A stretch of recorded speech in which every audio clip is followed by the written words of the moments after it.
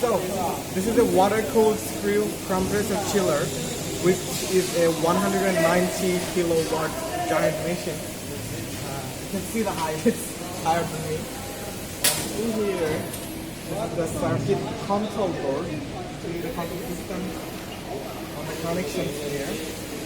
It's not same with other companies, it's pretty different. Special request, and this is a handle screw compressor, which is a pretty nice device also.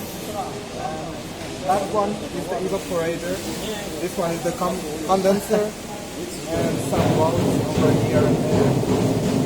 And this one is the condenser temperature is too high, so it comes from the radiator. It's kind of an exhaust, and this is the water inlet, water outlet.